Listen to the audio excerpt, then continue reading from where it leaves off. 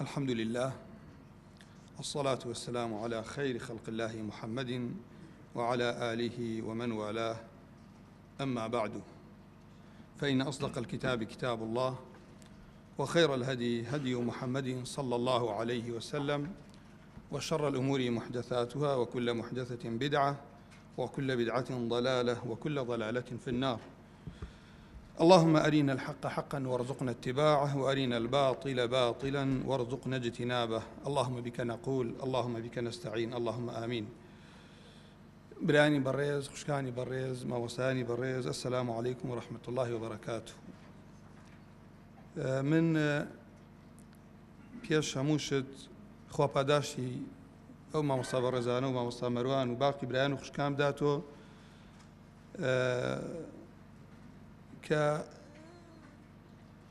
ئەو وەسفەیان کرد کە بەڕاستی من خۆم بە طالبی علمیش نازانم، خۆم بە محیبێکی علم ئەزانم. خوا پاداشی ئەوان داتۆ ئەگەر حرفێک ئیسیفادەیان لە من کرده بێ، بەڵام من لە ئەدەب و ئەخلاقی ئەوان زۆر ئیسیفادەم کردو، لە تەواضعی ئەوان کە لە جاری وا بووە لە سلێمانی و یان ئەگەر لە گەرمیانی شۆ بەڕێکەوتبم لە سەعات 7:30 و 7:35 و 36 دقەم برایانە ئامادە بوون بە 5 سەعات و 6 سەعات و جاری وا بوو زیاتریش تاقیبانی ئێوارە دانیشتون کە هیمەتی ئینسان بەرزەکاتۆ. جاری وا هەیە زۆر برا و خوشک بۆ نیو سەعاتی وتارێک احتیمالە توانایان نەبێت. ئەم برایانە کە الحەمدولله لەوە ئەچێت هەمان کتێبە دەرس بڵێنەوە، بەڵام پیان خۆش بۆ ببن بە ساحێبی سەنەدەکە، نەک ئەوە بن کە دەرس لە لای من بخوێنن و وابزانن لە من شتێک فێرە بن. ئەجری مەجلیسەکەەوە بۆ هەمومانە، بەڵام هەر تەواضعی خۆیان و گەڕانەوە بۆ سەر ئەو ئەسڵەش کە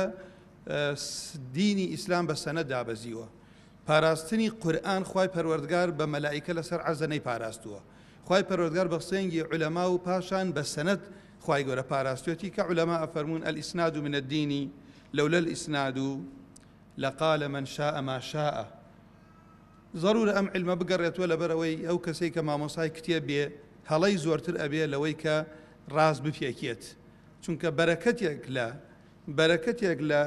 خوێندنی علم هەیە دانیشیت لە لای مامۆسایەک قەت بە هیچ شێوەیە حتا جگە لە بارەکەتەکەی کوردکردنەوەی کاتت، ئەوەی کە بە ماوەیەکی زۆر لەوە چێ بە ساڵێ وەری بگری احتیمالە بە مانگێ لە حەلەقەی علمە وەری بگری. جا خوای پەروەردگار بۆ خاتری ئیسمی عەظەمی خۆی خوا پاداشتیان برا خوشکانە بداتەوە. ماندووبوونی ئەم برایانە من وەکو پێم وتن لەوە چێ لە بوارەکانی ترە لە خزمەتیانە دانیشتم و دەرزیشیان لا بخوێنم و بەڵام ئەو سەنەدانەی کە خوای گەورە منەتی کردە سەرمانە وەرماگر پێم خۆش بوو لە وڵاتی خۆشمان بڵاو بێتەوە. علم ئینسان لە ئەهلی خۆی بیگرێتەوە، زوڵمی لە ئەهلەکە کردووە، بیبەخشێ بە کەسی ئەهل نەبێ زوڵمی لە علمەکە کردووە. دواتریش خوا بۆ خاتری ئیسمی عەظەمی خۆمان خاتە جێگای حوسنە ظەنی ئەو برایانە و لە نهێنیەکانمان خۆش بێت و پاکمان کاتەوە. و من بەڕاستی بەناو خۆم و بەناو ئێوەش سوپاسی ئەو برایانە شەکەم کە لە گەرمیان و لە سلێمانی و زۆر کەڕەت بە پارەی خۆیان بە سیارەی خۆیان لە ڕێگا مەسروف لەسەر خۆیان ئەو برایانەی کە زۆر کەڕەت لەگەڵمادیان یاعین بەڕاستی زۆر سەبەبێکی باش بوون. ئەم کاک سابیر و کاک عومەر و کاک لایەق و باقی برایانی تر بۆ ئاسانکردنی ئەو ئیشە ڕێگایەکی دوور بەبێ ئیش دەست لە ئیشی خۆیان هەڵەگرن چاوەڕێی ئەو پاداشتن کە من واقعاً کاتی وایە بیر لە ئەم دەرچوونشتاکەن برایە خوشکێک کە دوعای خێرەکە و مەدحتەکە شەرمەکەم زۆر کەڕەت، چونکە هاوڵان بە پێ لە مەکە و مەدینەوە ئەم دینەیان گەیاندە سنووری سین و ئەم دینەیان گەیاندە فرس و ڕۆم و ئێمە هەومان قەرزاری ئەوانین دوعای خێریان بۆ بکەین. ئێستا ئێمە ڕۆکەینە هەر شوێنێ لە جای ئەوەی تیرمان تێگرن، لە جای ئەوەی کە گولەمان تێگرن، خەڵکی ڕێز تەگرێ و حورمەت تەگرێت و داوەت تەکات و بە سیارەیەکی فێنک دێ هاوین و نە ئاگامان لە سەرمای زستانی و نە ئاگامان لە گەرمای هاوین هەیە. بەڕاستی یعنی پیاو شەرمەکە بەراوتی خۆی بکات لەگەڵ ئەو جیلەی پێشووە، بەڵام فەخریشی پێوە ئەەکەین کە ئەوان لە پێشی ئێمەوە بن. من ئەمن پێ خۆش بوو مقەدیمەن، بەڵام ئەوەی کە بەمەستم بوو باسی بکەم ئەوەیە کە گرنگی دەرزی عەقیدە چییە برا خوشکەکانم. زۆر بە کورتی کە ئەوە نییە مجەلەداتی لەسەر نووسراوە و کتێبی زۆر لەسەر نووسراوە، چونکە بەڕاستی عەقیدە بریتە لەوەی کو زانایان ئەفەرمێ ما يعقد عليه الإنسان قلبه عقدا جازما محكما، ئەو شتێک کە ئینسان دڵی خۆی بەستۆ پێیەوە. تۆ تەماشاکەن من مامۆسایەکمانە بوو مڕەبی و دکتۆر عەبدولوهاب جارێکیان لەگەڵ ڕێز و حرمەتم بۆ ئەم شوێنە و ئەم برا خوشکانی دانیشتە بوون، دائیمەن 5-6 دقە ڕێگا و ئوسلوبی پەروەردەی پێوتین دوورەکەوتووە لە دەرسی جامیعە جارێکیان لە پەنجەرەی ئەو قاعی کە تایە بووین کوڕ و کچێک لە دەرەوە دانیشتە بوون وتی ئەوە ئێساتە بیریان لە لای دەوام نەماوە و سەرما و گەرما و هەر قسەیەکەکەنەوەی مقابلی خۆی پێخۆش بێت و پۆشاکێک لە بەرەکەنەوەی مقابل پێی خۆش بێت لله المەثل الأعلى و تێزانن بۆتی لەوە بە حسابی خۆیان ئەوە ناوە حب و مەحەبە و ئەم شتانە بەڵام ئەوە جزئێکی کەم کە کابرا والی ئەکات کە ناشەرعی بوو عاقبەتەکەی خراپە بێ شایەتەکەیەوە نەبوو شایەتەکەیەوە بوو ئەگەر ئێمە بەڕاستی خوامان خۆش بێت لە شوێنێکین خوا پێی خۆش بێت کەسابەتێکین خوا پێی خۆش بێت سیاسەتێکین خوا پێی خۆش بێت پۆشاکێ لە بەرەکەین خوا پێی خۆش بێت لەگەڵ جەمع و تاقیمێکە بین خوا پێی خۆش بێت عەقیدە و عیبادەتیشمان وا ئەبێ کە خوای گەورە بێ کەوا بوو ئینسان ئەو شتەی کە لە ناو دڵێتی زۆر کە تەحەمولی سەرما و گەرما هۆکە ئیبن قەیم ئەفەرمێت جوڵە و حەرەکات و بڕیاری ئینسان بریتی علاقەی بەو عەقیدەوە هەیە کە لە دڵێتی لە خۆشەویستیە لە بغضە من أحب لله وأبغض لله وأعطى لله ومنع لله فقد استكمل الإيمان ئەمە یەکە ئینسانی مسلمان بزانێ بۆچی عەقیدە بەڕاستی عەقیدە کتێبەوەتانێت لەفزمان ڕاستکاتەوە ئەگەنا عەقیدە ئەوەنەی کە عەمەلە کەمتر ئەوەنەی کە کتێبە بۆیە من لێرە بە کورتی ئیشارەت بۆ کەم جارێ خاڵی یەکەم ئەوەی کە لە عەقیدە ئیسلامی ئەخوێنێری هەمووی غەیبیە کە غەیبیات بوو ئەبێت لە قورئان و سونەت لێی دەرنەچیت ئەبێت عەقڵ شوێنی نەقڵ بکەوێت چونکە من پرسیارێکم عەقیدە چێ خوێنین ئێمە باس لە ذاتی ئەڵڵا ئەخوێنین لە عەقیدە پێغەمبەری ئازیز صلی الله علیه وسلم هەموو تەمەنی پێشەوەی نوێژ فەرز بێت هاوڵانی لەسەر ناسینی خوا پەروەردە کرد بۆیە دواتر هەموو شت لەلایەن ئاسان بوو بەڵام ئێمە لە ڕۆژگارێک ئەژین پێش ئەوەی کە وەکو غربەتی ئەمڕۆی ئیسلام مامۆستا محەممەد خودبە فەرمێ ئێمە ئیسلام هەمووی وەرەگرین جارێ خوامان نەناسیوە ئیتر دوای نوێژمان بەبێ ڕوحیەت ئەبێت ولا ئوبەڕەمان تیا لاواز ئەبێت کەسابەت احتیمالە دنیا بە کورتی کاریگەری لەسەرمان هەیە غوربەتەکە لەوەیە مسلمانان وەکو کەفی سەر ئاوان مسلمانان هێژگار زۆر زۆرن بەڵام ئەسەفە ئەگەر ئێستا بێت و سەد و ئەوەنە هاوڵ بەرامبەر 3000 کەسی گرت بێت بۆ ئەوە دەرنەچوو بوون کە ڕوبەڕویان ببنەوە ئێستا بڵێ ئومەتی ئیسلام مەلاینن بەڵام 5 ملیۆنی یەهود هەمووی زەلیل کردووە تۆ غەریبی لێتێ سەحابەیەک تێی پێغەمبەری خوا ئەمن قلة نحن يومئذ يا رسول الله غريب يعني لأتكاتي بيغمري عزيز فرمي صلى الله عليه وسلم يوشك أن تداعى عليكم الأمم كما تداعى الأكلة على قصعتها نزيك أمتك عن دابار لسرتانا غريب يعني لأت أصحابك بوش يوك خواي قورا لبر عظمتي خواها مشتيق يعني لا بتشوبو بيغمري خوا فرمينا يو زور أو الرجاء بلان براسي زوريا كتان وكوتيا كفي سر أو توشي وهن بنتيانا وهن تيا فرمي حب الدنيا وكراهية الموت حقيقة من كاتي قرآن خوانم سنة خوانم همو جار براوتي خو مكم لقال أو جيلي بيرشو يعني بياو زور كرا الشر مزارة بيت كابو خالي يكم لقرينجي عقيدة يا مكة باسكين باس لكتبكين آية كتب عقلي خلقي ورقريا بوحي ورقريا باس لأنبياء أكرين الأبيل لقرآن والسنة وري بقري باس للروجي دعائي أكي باس لقدر أكي أبي هرهم يشيبه عقيدة قرانوية بو النصوص عقيدة كتابني بويا با علماء أهل كلام وانيك القرآن والسنة لادن بيانوتي أهل كلام أقرأنا بو كلامي بشر أو جيلي بيشوش جاري وأبو ورق سيكي كرتيان سفياني الثوري جاري كان با إمامي جعفر الله نصيحتي كان بكا والله قسيكي كردو من براسي لو تشل زور شون باسي كم ودوباريشي كم بيشم خوشة بلوحيكي جوان هلو أسيري فرموي من أراد العزة بغير عشيرة أو الهيبة بغير سلطان فليخرج من معصية الله إلى طاعة الله كيف إخوة عزتي بيا ببخشيت ببيا ويدا صلاة عشرة قوة لبشتوا بيا كيف هيبتي ببيا ويسلطاني هبيت بعد درجت لمعصية إخوة بو طاعة إخوة پروردگار أما حقيقتك باورت أن هبيا بن أبرز كام لشتي زور كمو كمن رضي بما قسمه الله له أفرمي ارضى بما قسمه الله لك تكن أغنى الناس بيغمر إخوة صلى الله عليه وسلم خلقي وايا ناني أبي إخوة بالله مسري زور برزة قد قلينا كاد نيمة حالم وايا خلقي واشي زوري هيا أروانية السروي خوي دائما دلي تنقو بيتاقته أما خالي كم لعقيدة ما قالوا هالكز بيه عقيدة بروا شواني آرائي خلقي بك لعقيدة تسليمي النصوص النبيت لا أدا قرنجيم عقيدة لتشي برابر رزا كانم خشكا كانم يكم همو بيغمبران خو أبو أويرانا كردون سەرکەوتنی دنیا مەرجی صحیحی عەقیدەش بوایە، مەرجی ڕاستی مەنهەجیش بوایە، پێغەمبەران هەموویان سەرەکەوتن. بێحکمەت نەبووە، زۆر لە پێغەمبەران لە دنیا سەر نەکەوتون، بەڵکو هیوایان بۆ کەس شوێنی نەکەوتووە. پاراستنی مەبدە و عەقیدە لای خوای پەروەردگار سەرکەوتنە. ئەمە خاڵێکە موسڵمان ئەگەر ئەمە لێی تێنەگەین، من ئەو کاتە دەسەکەمە تەنازولا دین ئەگۆڕم لەبەر خاتری خەڵک یا جاری وایە لەبەر خاتری دوو دەنگ، نەتیجەکەش خوا ناداتی.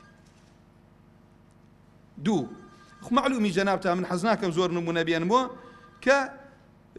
بیستم زۆر بە کورتی ئیشارەت پێ بکەم. هەمومان لەوتێ دەیان جار لە وتارە بیستمان کاتێ ئەبولوەلی داد بۆ خزمەتی پێغەمبەر صلی الله عليه وسلم، عەرەب ئەویان هەڵبژارد، عین وەکو وایە ئێستا قیاداتی ئێستا کۆ بێتەوە، ئێمە نەک لەم دەسەڵاتێشمان هەبین. لە کاتی زۆر غوربەت و لاوازی چەند کەسێ شوێنی پێغەمبەر کەوتبوو صلی الله عليه وسلم، هات بۆ لایوتی ئەی برازاکەم، إن كنت إنما تريد بما جئت به من هذا الأمر مالا جمعنا لك من أموالنا حتى تكون أكثرنا مالا. أما بداية يوم إسلام أمر كذا في غمر صلى الله عليه وسلم أجر أم دعوة يناو تبوي بارت أوي بارت بوكا كوكا وتاو كلها هم مع دولة من تربية. وإن كنت تريد به الشرف سودناك علينا. لكن هاي ساني مسلمان وسيلينا شرعي ناقل يتبربو إذا صلاة يبي شو كخوات عيدناك. باري خويل بيناوي أم إسلام أبي الصرف إن الله اشترى من المؤمنين أنفسهم وأموالهم بأن لهم الجنة. والله إيمان داران أم آية دواتر شو ما بين صاحبي مال نفسي خو ما بين برامبر إسلام إما أو تاقمنين خواسر ما قات بترسين خواب ما نقوله صاحبي مال نفسي خود بي برامبر بم إسلامه خواي قورة خالدين فيها أوت بي أبخشك ما لا عين رأت ولا أذن سمعت ولا خطر على قلب بشر. بلام تاقيتك أتو خواي قورة أو أبو لولا ما دعاء أو يقال دا صلاة تأوي بارت أوي آفرت تأوي أقريش نخوشيت. بلام بيغمري آزي صلى الله عليه وسلم بشي والله ميدانو شان آياتي يجيبو خيوت بأو قرآني خوا دعوة يكرت بيغمري خوا صلى الله عليه وسلم باورتانا بيت يا مانا لو أشيت شرم كين لا عندي شون آيات وحديث قرآني. بلام دعاء أو بياوك لبيبي ناو أو كاتي عربو كاتي أماني بيزقراوة بدا مشاويجيكا أو أنشتان نحلف بالله سين أخوين بخوا لقد جاءكم أبو الوليد بغير الوجه الذي ذهب به بخوا بدا مشاويكي قراوة كاتي اللي قال يانا داني تنشتيجي وتمن همي باسناكم تنها أو بيي وتن والله أمي هناويتي ما سمعت مثله قط والله ما هو بالشعر ولا بالسحر ولا بالكهانة الرشد أي معشر عرب أطيعوه إطاعي محمد كان إطاعي محمد كان عرب شو أنت أنا كبيه هموي والله مثل عادتي يسي شوية عادة خلق قبيني أم ما فخر كان بهمو مسلماناني خمانو بهمو إسلامي كانوا برو تماشاك هلا يكي بشوكي أم زور قورة أكلته هلا قورة إخوان لا بشوكا بلام دائما ديان همو إعلام كوتوتا إيشني تماشاك لناو قتابي وبيقرأ لكريا كارك ما نبيقرأ لا مهندسك وبيقرأ لم وزيرك لا أندام فلمانك من الله مسلم كان بعام تماشاك بزام خلقك شين نموني جوانيان بشان داوا شن دل صوزي أو خلقا بلام أوهم وزبانة أوهم إعلامه أو تاريخ دريجي هي لو والله ما قلتيان شي سحرك والله يا أبا الوليد بلساني والله محمد بزباني توشي سحري كرديد قال هذا رأيي فيه أما الرأي منه فاصنعوا ما بدا لكم رو ختان شيء كان بكن كابو اللي رام خاله بلا برزه كان من بلام شوين كوتي محمد المصطفى ابي همان منهج بقر مبر كشيه بزانم بشريه خواي رب العالمين قرنجي توحيد لو تاني الوهيته افراد خواي قول بعباده خوا جنو انسي بو هنا وت الدنيا بوني من هدفي من لسر عرز بو اويه وما خلقت الجن والانس الا ليعبدون باشان قبولي كردوي إنسان بس رأوت توحيده عملي إنسان كردوي إنسان كخوا ولي أقريليات ولي ناقريت بس رأوت توحيده النقصاني كمالي كردوي إيما فاشان لآخرته إن الله حرم على النار من قال لا إله إلا الله يبتغي بذلك وجه الله نافر ميشتيجيك يعني خلق مان هي لن يجا وصف كراوة لتشيه وصف كراوة لتشيه بلام إنسان جاري ويا جورتين كردوي لا يخوي جورة بتشوك بيته بو لبروي خللك للتوحيد كيتي إخلاص نبوني شركي بتشوك أخوي جورة بنامان بدات باشان برا بەڕێزەکانم شەڵا کورتێکەکەم و مامۆستا بەڕێزەکانم با ئین دەکەم بەڵام زۆر بەسەری ئەمە جێ دێڵم بۆ خۆیان و مامۆستانە لە وتارە لە دەرسێنیکەن ئێمە کە باس لە تەوحید دەکەین باس لە پەیوەندی عەبد لەگەڵ خوایە کات من شتێکتان پێڵێم خۆم بیڵێم بە کوفری ئەزارم خەڵکم بینیوە چەند ساڵە سەرقاڵی دەرز و دەعوەیە چونکە لە تەوحید تێ نەگەشتووە لە مەجلیسیە ئەڵێ أسماء وصفات علم لا ينفع وجهل لا يضر هم قرآن أسماء وصفات هم قرآن بسم الله الرحمن الرحيم كوتايك قل أعوذ برب الناس هم باسي خوايا قرآن شرفي توحيد علماء فرموا شرفي علم بشيوية شرفي علم بمعلومة كوية توحيد باس لذاتي الله أكات قوري هيج علمي ناقابي قوري أم علم لبروي باس لذاتي خوايا كتو أم خواد ناسي كخوا رزاقة بس داوب كاين لخوا بي ناسين معرفتي خوا ما نبي سلف داوين كردوتي أنا خوايا خوات ما نبي بناسي وتي أنا باشا ونية جو عبادتك أنت أما إقرارا أما إقراري كاين معرفتي خواي پروردگار إنسان لبندايتي هواو آرزو نفسه دجمن رزقاركات بويا كابو علماء فرموا فحاجة العبد إلى التوحيد فوق كل حاجة الإنسان خواي ناسي وكاتا حسيته لجيانا بويا پەیوەندی ئینسان لەگەڵ خوا با من لە صفاتی خوا زانیم صفەتی نەقص نادەمە پاڵ خوای پەروەردگارەوە صفەتی نەقص نادەمە پاڵ خوای گەورەوە خوام ناسی بە ناوەکانی داوا لە خوای پەروەردگارەکەم خوام ناسی ئەزانم من نقصانە من مەخلوقم من ئەمرم خوا حەیون لا یەموت و خوای گەورە کەمالی هەیە اینجا برا بەڕێزەکانم بوونی ئینسان لەسەر عەرزە وەزیفەم چییە غایەت لە بوونی من بۆ کوێ ئەڕۆم ئەمەی کە لە لای ئیسلامە جوابەکەی بە ئاسانیاتۆ لە تەوحیدە دەستەکەی خەڵکی کەنیەتی بڕۆ فەلاسفەیە هەرکیە من بەس ئاماژە بە خاڵەکانەکەم توان بڵێم پوختەی کتێبەکانی عەقیدەیە اینجا لێرەوە خاڵێکی کەش برن تەماشای قورئان و سونەتکەن هەر هەمووی باس لە تەقریری تەوحیدە تەصحیحە منهەجە وەڵامدانەوەی شوبوهاتە ئەمانە ئەبێ ئینسانی موسڵمان ئاهەنگاوی لە ژیانی ڕۆژانە ئاوا هەڵسوکەوت بکەین باشە من پرسیارێک لە ئێوەکەم کەسێ 20 ساڵ لەناو جەمعێکی ئیسلامی بێ لەکوێی ئیسلام تێگەشتووە بڕا شوێنی کەسێکی تر کوێ لە حزبێکی ئالمانی بێت پێم بڵێن جواب ئەمە لەکوێی ئیسلام کابرا قەسەم بەخوا نان نەبێ بیخوا نانی خۆشی ئەدات واز لە جەمعێک نایەنی قەلفێتی هەموو خەڵکیەوە بێ خەڵکی بگەڕێتەوە بۆ عەقیدەیەکی صەحیح ئەخلاقێکی تەواو مەنهەجێکی تەواو معاملاتێکی تەواو بەڵام کابوو ئەم دەرسە ئەوانە ئەبێ ئاگامان لێبێ چەند گرینگە اینجا ڕزگاربوون ئەوەتانیە شارەزابوون لە عەقیدە ڕزگار تەکات لە شوبهات و فکرەی خراپ خوای گەورە فەرمێ فمن كان يرجو لقاء ربه فليعمل عملا صالحا ولا يشرك بعبادة ربه أحدا أساسي دين لسر توحيد وساوة أساسي عملي صالح لسر توحيد وساوة أو سيكسا باسيناكم جهاديان كردوه خويني الرشتوه علمي وتوتو ريغانا ما وخيريتيانكا لبر أوي عملكي لسر أساسي تنها بو خوابون رانا وسابو هرسيانيان لأقري جهنم خوابا نامام دا خالقي گرنگ أو تانية كا سببي سركوتني مسلمانان توحيده براخش كانم سببي مسلمانان من شرمكم كابرا لفالمسيون بغير أخوات كابرا لقلما منهجي كي هنا وبو أمتي إسلام هاوريتي وتيكلي لقلا أكم أم باسا بو تعيب بوس عيب تتوا باسي توحيد نبو لمنهج ولا أبراء أبي دانيشم لقل يا من لكاتي سياستها باسي كم بلام هات السرقالي دعوة لهم خواي قولوا قرآني ناردوا أما يكيك همو ما نقولين يكي اللي سببي قندلي نارحتي دلطنجي زوري طلاق غش كردن ربا خواردن فساد زنا عارق أو وضع طالي كتياين بشكرنا الأخوة پروردگار ظهر الفساد في البر والبحر بما كسبت أيدي الناس جاء كواب السركوتن لا تزال طائفة من أمة ظاهرين على الحق أو فرموده زور بجواني علماء عقيدة فرمية خوا ديني خوي سرخا أجر قياسي قوة بيت أما لو شيء يسكون مال بيت خيال تانا يبغى كوا خو فلان أما بوذية أو فلان عقيدة كي وسر كوتن أو لا أسباب دنياي برامبر أسباب دنياي سر كوتوا آفرين بو أو مسلماناني أسباب دنياي كان وكو بيويس نبيت اعتماد كان لسر خوا وكو بيويس بخوا سريعا قاد أجينا كسيك دنياية سر كوتوا وكو أسباب دنياي سر كوتوا وكوتا قصص من أرو أليم سينزە ساڵ پێغەمبەری ئازیز صلى الله عليه وسلم تەنها باسی تەوحیدی بۆ خەڵکەکە کرد عیبادەت فەرز نەبوو لەسەر ئەی کەسێکی ڕەوانە ئەکرد بۆ شوێنێکی پێوت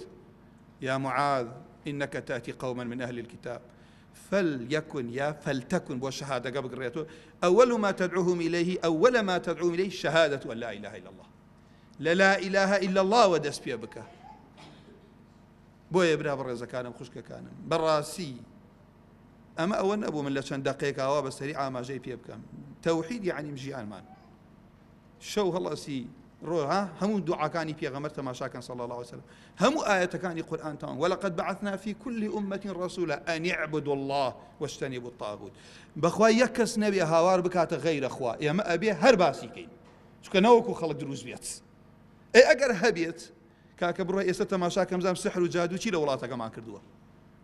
زان خلق شون الروا بلا مالنا شرعية دا بوي علاجي كيشيكي خويكات جاء خوا بۆ خاتری اسمی عەظەمی خۆی عاقبەتی من ئێوەش بە خێر بگەڕێت